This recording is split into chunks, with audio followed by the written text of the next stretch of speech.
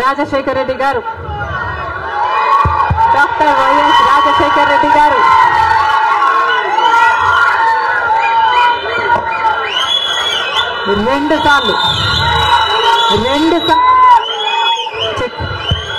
రెండు సార్లు ఇదే పిసిసి పదవిని చేపట్టారు.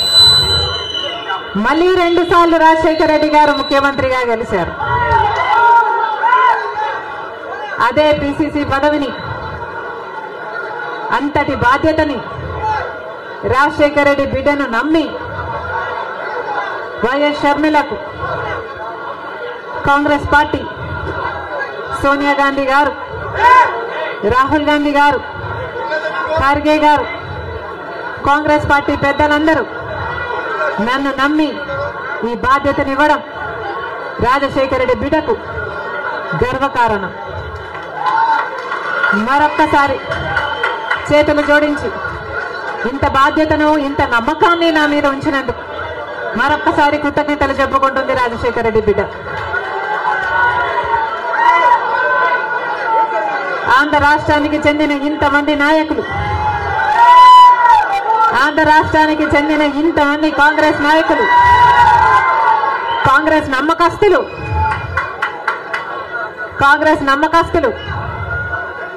కాంగ్రెస్ పార్టీ ఖాడర్ నా మీద ఎంతో నమ్మకం పెట్టుకున్నారు. నేను రావాలని కాంగ్రెస్ పార్టీ వాళ్ళందరికీ మరొకసారి రాజశేఖర రెడ్డి బిడ్డ శిరస్సు వంచి చేతులు జోడించి మనస్ఫూర్తిగా నమస్కరించుకుంటోంది.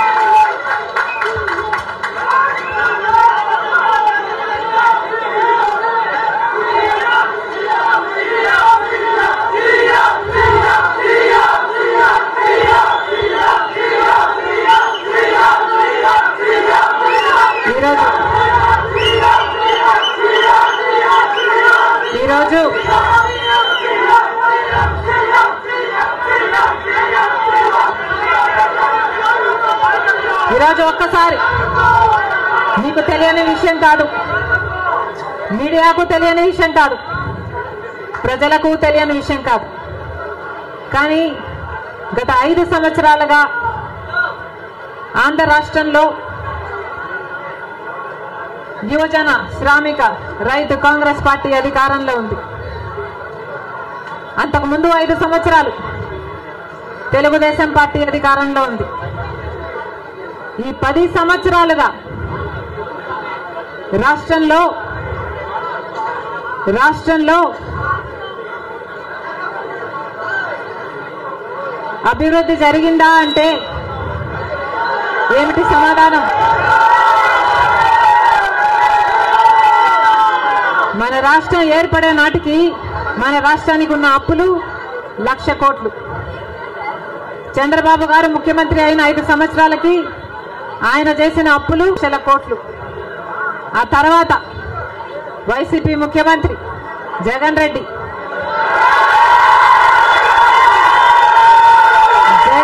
గారు చేసిన అప్పులు 3,00,000 కోట్లకు పైన.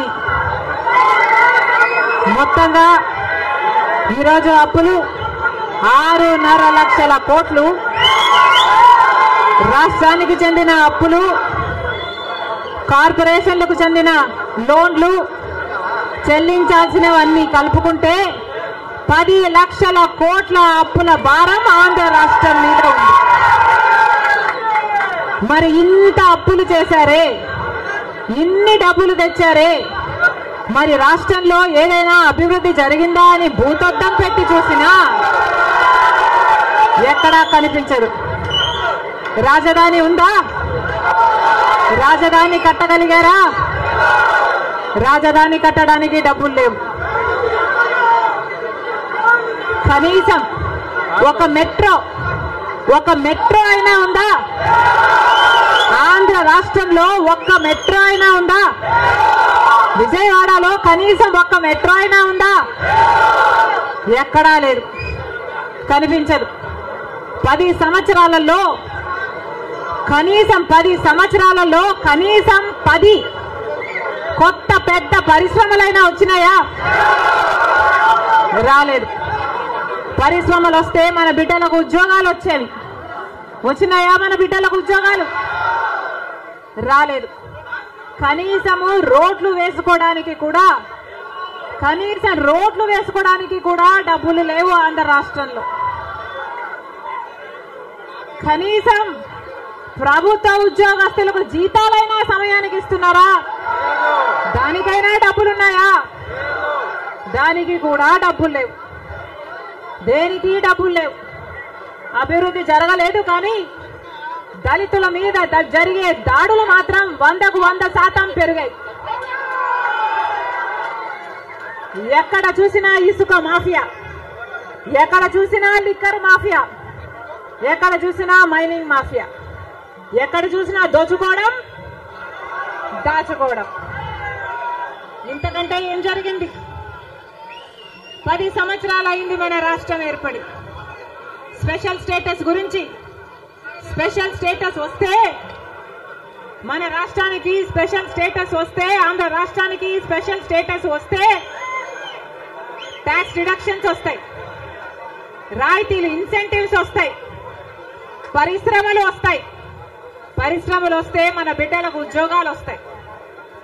కానీ 10 సంవత్సరాలైనా స్పెషల్ స్టేటస్ మాత్రం ఆంధ్ర రాష్ట్రానికి రాలేదు. రాలేదు అనడం కంటే పాలకులు తేలేకపోయారు అనడము కరెక్ట్. ఉత్తరాఖండ్ లో స్పెషల్ స్టేటస్ వస్తే 2000 కోట్ల పరిశ్రమల స్థాపన జరిగింది. దాంతో ఉద్యోగ అవకాశాలు 500% పెరిగాయి. హిమాచల్ ప్రదేశ్ లో స్పెషల్ స్టేటస్ వాళ్ళకి ఇస్తే 10,000 పరిశ్రమల స్థాపన జరిగాయి. మరి మనకుందా స్పెషల్ స్టేటస్? ఎందుకు లేదు స్పెషల్ స్టేటస్? ఎందుకంటే పాలకులు స్పెషల్ స్టేటస్ తేవడంలో విఫలమయ్యారు, వాళ్లకు చేత కాలేదు. కాబట్టి కాంగ్రెస్ పార్టీ ఆ రోజు స్పెషల్ స్టేటస్ 5 సంవత్సరాల కోసం ఇవ్వాలి అంటే బీజేపీ పార్టీ ఏమంది? 10 సంవత్సరాలు ఇవ్వాలి అని ఎలక్షన్లలో ఊదరగొట్టారు. 10 సంవత్సరాలు ఇస్తాము మేము అధికారంలోకి వస్తే అని. ఇక చంద్రబాబు గారు అయితే 15 సంవత్సరాలు మాకు స్పెషల్ స్టేటస్ కావాలి అని కొట్లాడాడు.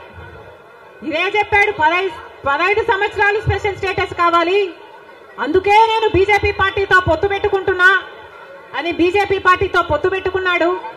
వాళ్ళ మంత్రివర్గంలో కేంద్ర మంత్రులు కూడా అయ్యారు టీడీపీ నాయకులు. ముఖ్యమంత్రి అయిన తర్వాత స్పెషల్ స్టేటస్ కోసం చంద్రబాబు గారు ఎప్పుడైనా ఒక్కటైనా నిజమైన ఉద్యమం చేశారా అంటే చేయలేదు. చేయకపోక ఉద్యమం చేసే వాళ్ళ మీద కేసులు పెట్టారు, వాళ్ళను జైల్లో కూడా పెట్టాడు చంద్రబాబు గారు. ఆ సమయంలో ప్రతిపక్ష నాయకుడు జగన్ రెడ్డి గారు ప్రతిపక్ష నాయకుడుగా ఉన్నంత కాలం స్పెషల్ స్టేటస్ మనకు రావాలి అని ప్రతిరోజు కొట్లాడాడు. నిరాహార దీక్షలు కూడా చేశారు. ప్రతిపక్షంలో ఉండగా అవిశ్వాస తీర్మానం, ప్రతిపక్షంలో ఉండగా ఏమా ప్రభుత్వం వాళ్ళు ఎవరైనా ఉన్నారు ఇక్కడ?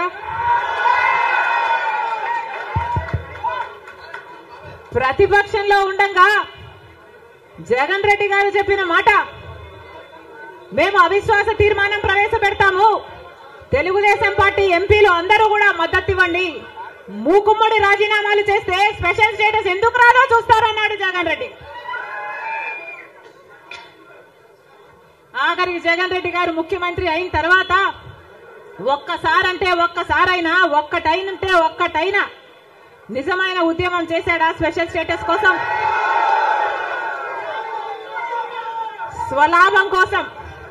స్వలాభం కోసం రాష్ట్ర ప్రయోజనాలను తాకట్టు పెట్టింది వైసీపీ. ఈ రోజు మనకు స్పెషల్ స్టేటస్ లేదు కదా, కనీసం ఒక ప్యాకేజ్ కూడా లేదు. ఉన్న ప్రభుత్వమైనా ప్రతిపక్షమైనా ఒక్కటంటే ఒక్క నిజమైన ఉద్యమం చేసింది లేదు. ఈ రోజు మనకు స్పెషల్ స్టేటస్ లేదు అంటే ఆ పాపం ముమ్మాటికి చంద్రబాబు గారిది, ముమ్మాటికి జగన్ రెడ్డి గారిది. స్వలాభం కోసం ఇద్దరు ప్రజల ప్రయోజనాలను తాకట్టు పెట్టారు. టీడీపీ అంతే, వైసీపీ అంతే, దొందే. అమరావతి రాజధాని అమరావతి అన్నాడు చంద్రబాబు గారు. సింగపూర్ను చేస్తానన్నాడు. 3D గ్రాఫిక్స్ మొత్తం గుర్తుందా?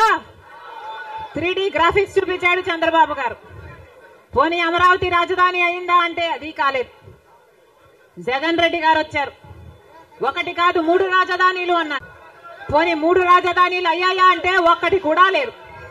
ఈరోజు మనకు రాజధాని ఏది అంటే ఏదో మనకే అర్థం కాని పరిస్థితి. 1 ఉందా అంటే ఏదీ లేదు, 1 కూడా లేదు. మరి ఏమి సాధించుకున్నట్టు? పోలవరం ప్రాజెక్ట్ ఎప్పుడో 1941లో పోలవరం ప్రాజెక్టు కట్టాలనుకుంటే సాధ్యపడలేదు. ఆఖరికి రాజశేఖర్ రెడ్డి గారు ముఖ్యమంత్రి అయిన 2004లో రాజశేఖర్ రెడ్డి గారు జలయజ్ఞంలో భాగంగా పోలవరం ప్రాజెక్టును స్థాపించడం జరిగింది. రాజశేఖర్ రెడ్డి గారు ముఖ్యమంత్రిగా ఉండగా పోలవరం ప్రాజెక్టు చెందిన కుడి ఎడమ కాలువల పనులు కూడా చాలా శాతం చేశారు రాజశేఖర్ రెడ్డి గారు. మన దురదృష్టం రాజశేఖర్ రెడ్డి గారు వెళ్లిపోయారు. ఆయన చనిపోయాక మళ్ళా పోలవరం 1 అడుగు కూడా ముందుకు పడలేదు. చంద్రబాబు గారు పోలవరాన్ని తాకట్టు పెట్టారు బీజేపీ దోస్తీ కోసము. ఇటు జగన్ రెడ్డి గారు బీజేపీతో దోస్తీ కోసం పోలవరాన్ని తాకట్టు పెట్టారు. అంతేకాదు బీజేపీ అధికారంలో 10 సంవత్సరానికి 2 కోట్ల ఉద్యోగాలు ఇస్తామంది బీజేపీ పార్టీ. 10 సంవత్సరాలలో ఎన్ని కోట్లు వచ్చుండాలి? 20 కోట్ల ఉద్యోగాలు వచ్చుండాలి మన దేశంలో. ఆంధ్ర రాష్ట్రానికి కనీసం 1 కోటి ఉద్యోగాలైనా ఇచ్చిందా బీజేపీ పార్టీ? పోనీ 10 లక్షల ఉద్యోగాలైనా ఇచ్చిందా బీజేపీ పార్టీ? కనీసం 1 లక్ష ఉద్యోగాలైనా వచ్చినాయా? లేదు. ఆంధ్ర రాష్ట్రంలో 1 లక్ష అంటే 1 లక్ష ఉద్యోగాలు కూడా ఇవ్వలేదు బీజేపీ పార్టీ. ఉన్నవి కూడా ఊడాయి. బీజేపీ పార్టీ ఆ రోజు చెప్పిన మాట, రైతులకి ఆదాయము డబుల్ చేస్తామన్నారు. రైతుల ఆదాయం డబుల్ చేయడం ఏమో గాని రైతులకున్న ఖర్చులు 10 పెరిగాయి. ఈరోజు అప్పు లేని రైతు ఉన్నాడా? అప్పు లేని రైతు ఎవరైనా ఉన్నారా అని ఎవరిని అడిగినా లేదమ్మా అప్పుల పాలైపోయాం. రైతు అన్నవాడు ఆత్మహత్యలు చేసుకున్నా గాని ఎవ్వడు పట్టించుకునేవాడు లేడు. మరి ఎందుకున్నట్టు బీజేపీ పార్టీ అధికారంలో ఏం చెప్పారు? స్విస్ బ్యాంకులలో విదేశాలలో ఉన్న బ్లాక్ మనీ మొత్తము తీసుకొస్తాము, అన్ని పేదల చేతుల్లో పెడతాము అని చెప్పింది బీజేపీ పార్టీ. పెట్టారా? పేదల చేతుల్లో 1 రూపాయినా పెట్టిందా బీజేపీ పార్టీ? మరి ఎందుకు నమ్మాలి బీజేపీ పార్టీని? టీడీపీ పార్టీకైనా జగన్మోహన్ రెడ్డికైనా ఎందుకు చెయ్యాలి బీజేపీ పార్టీతో దోస్తి? ఎందుకు వాళ్ళ ఎమ్మెల్యేలు ఎంపీలు రాజ్యసభ ఎంపీలతో సహా బీజేపీ పార్టీ తొత్తుల్లాగా ఎందుకు మారారు?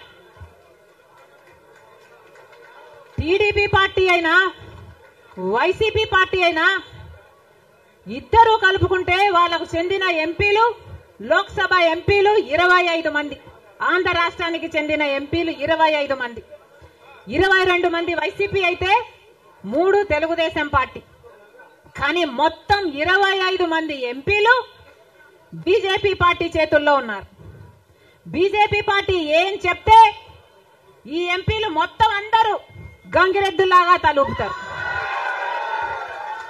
రాజ్యసభకు చెందిన 6 ఎంపీలతో సహా మొత్తం 31 ఎంపీలు ప్రజలు బీజేపీ పార్టీకి ఓటు వేయకపోయినా, తెలుగుదేశం పార్టీకి ఓటు వేసినా, వైసీపీకి ఓటు వేసినా ఉన్నది మాత్రం బీజేపీ పార్టీలో.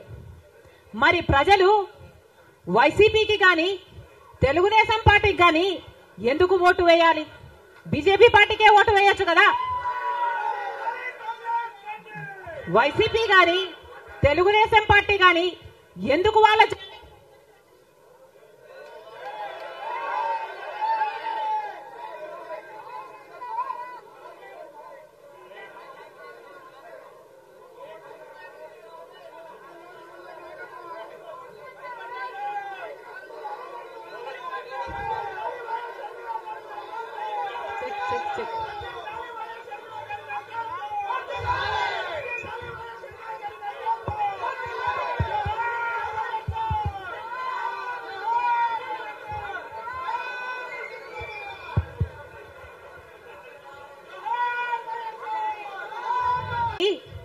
బీజేపీ పార్టీకి అమ్ముడు పోవడానికి వైసీపీ పార్టీ నుంచి ఎందుకు పోటీ నిలబెట్టారు? బీజేపీ పార్టీకి అమ్ముడు పోవడానికి తెలుగుదేశం పార్టీ నుంచి ఎందుకు పోటీకి పెట్టాలి? మొత్తం అందరూ బీజేపీ జెండాలే పెట్టుకోవచ్చు కదా. కనీసం ప్రజలకు క్లారిటీ ఉంటది కదా, బీజేపీ పార్టీకి ఓటేస్తున్నాము, బీజేపీ పార్టీని గెలిపిస్తున్నాము అని. ప్రజల దగ్గరేమో ఒక మాట చెప్తారు, ప్రజలనేమో మభ్య పెడతారు, ప్రజల దగ్గరేమో బీజేపీ కాదు అన్నట్టు నటిస్తారు. కానీ లోపల మాత్రం మొత్తం టీడీపీ అయినా బీజేపీ అయినా వైసీపీ అయినా బీజేపీ పార్టీ తొత్తులే. టీడీపీ అయినా వైసీపీ అయినా బీజేపీ పార్టీతో పొత్తులే. అది ప్రత్యక్షంగా గాని పరోక్షంగా గాని టీడీపీకి వైసీపీకి పొత్తు ఉంది అన్నది నిజం. లేకపోతే 5 సంవత్సరాలలో కనీసం ఒక్కసారైనా బీజేపీ పార్టీని వ్యతిరేకించాయా? టీడీపీ పార్టీ అయినా వైసీపీ పార్టీ అయినా ఒక్క అంశంలో అంటే ఒక్క అంశంలో కూడా నిలదీయలేరు. ఎక్కడ ఏ అవసరం ఉన్నా టీడీపీ పార్టీ అయినా బీజేపీకి సపోర్ట్ చేస్తుంది, వైసీపీ పార్టీ అయినా బీజేపీకే సపోర్ట్ చేస్తుంది. మన రాష్ట్రానికి ఏం చేసింది బీజేపీ పార్టీ అని మీరు సపోర్ట్ చేస్తున్నారో టీడీపీ వైసీపీ సమాధానం చెప్పాలి. మనకు స్పెషల్ స్టేటస్ ఇచ్చుంటే మీరు సపోర్ట్ చేయండి, ప్రజలు కూడా సపోర్ట్ చేస్తారు. మనకు పోలవరం జాతీయ ప్రాజెక్టు చేసి 90% నిధులు ఇస్తామన్న మాట నిలబెట్టుకుని ఉంటే మీరు బీజేపీ పార్టీకి సపోర్ట్ చేయండి, ప్రజలు కూడా హర్షిస్తారు. ఒకవేళ మనకు రాజధాని కట్టడానికి నిధులు ఇచ్చుంటే టీడీపీ పార్టీ అయినా వైసీపీ పార్టీ అయినా బీజేపీ పార్టీకి మీరు మద్దతు ఇవ్వండి, ప్రజలు కూడా హర్షిస్తారు. 2 కోట్ల ఉద్యోగాలలో మన బిడ్డలకు ఉద్యోగాలు ఇవ్వలేదు, మన రైతుల్ని పట్టించుకోలేదు, మనకు స్పెషల్ స్టేటస్ లేదు, మనకు ఏ మాత్రం పట్టించుకోని పార్టీకి వైసీపీ అయినా టీడీపీ పార్టీ అయినా ఎందుకు మద్దతు ఇస్తున్నారో ప్రజలకు సమాధానం చెప్పాలి. ఆఖరికి మణిపూర్ లో ఎంతమంది క్రైస్తవులను 2,000 చర్చిలను ధ్వంసం చేసిన 60,000 క్రైస్తవులని నిర్వాసితులను చేసిన కనీసం అప్పుడు కూడా జగన్ రెడ్డి గారు క్రైస్తవుడు అయ్యుండి కూడా ఒక్కసారి కూడా మణిపూర్ ఘటన మీదే మాట్లాడలేదు. మరి క్రైస్తవుల కడుపు మండిపోదా? క్రైస్తవులకు మనసు లేదా? క్రైస్తవులు మనుషులు కారా? మనుషులు చచ్చిపోతున్నా మీరు పట్టించుకోకుండా బీజేపీకి మద్దతు ఇస్తున్నారంటే మీరు మనుషులు అవునా కాదా? టీడీపీ పార్టీ జగన్ రెడ్డి గారు చంద్రబాబు గారు సమాధానం చెప్పాలి, ప్రజలకు సమాధానం చెప్పాలి. మళ్ళీ చెప్తున్నాం, ఆంధ్ర రాష్ట్రంలో ప్రజల అందరినీ హెచ్చరిస్తున్నాం. బీజేపీ పార్టీకి టీడీపీ పార్టీకి వైసీపీ పార్టీకి పొత్తులు ఉన్నాయి.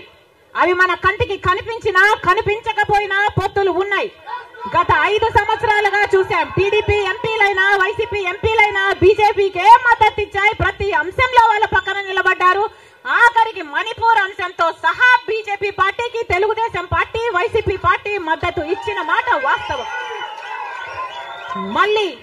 మళ్ళీ ఆంధ్ర రాష్ట్ర ప్రజలు వైసీపీకి ఓటేసినా అది బీజేపీకే పడుతుంది, మళ్ళీ ఆంధ్ర రాష్ట్రంలో టీడీపీకి ఓటేసినా అది మళ్ళీ బీజేపీకే పడుతుంది. వీళ్ళిద్దరూ కలిసి బీజేపీని బలపరుస్తున్నారు తప్ప ఆంధ్ర రాష్ట్ర ప్రజల మేలు కోసం ఆలోచన చేయడం లేదు, ఆంధ్ర రాష్ట్ర ప్రజల ప్రయోజనాల కోసం ఆలోచన చేయడం లేదు. స్వలాభం కోసం ఆంధ్ర రాష్ట్ర ప్రజలను తాకట్టు పెట్టారు అన్నది వాస్తవం.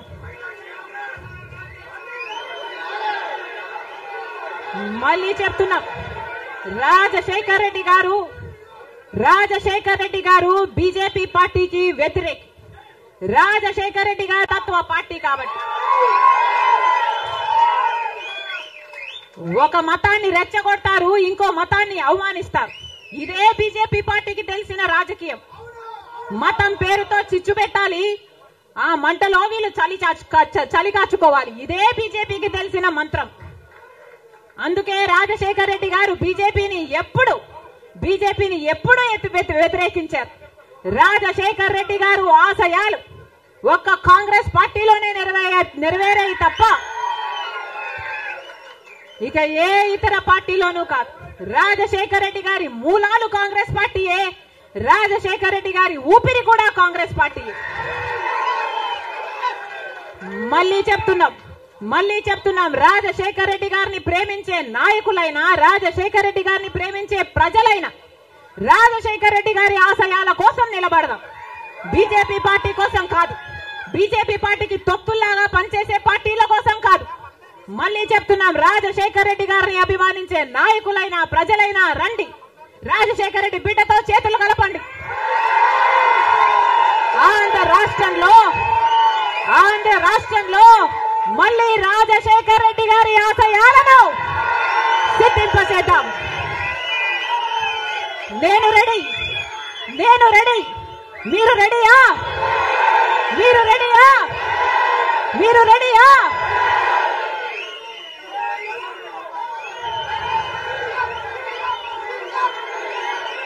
జోహార్ వైఎస్ఆర్.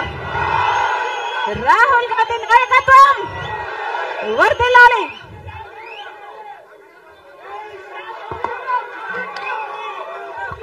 Thank you. ఇంకా 2 నిమిషాలు.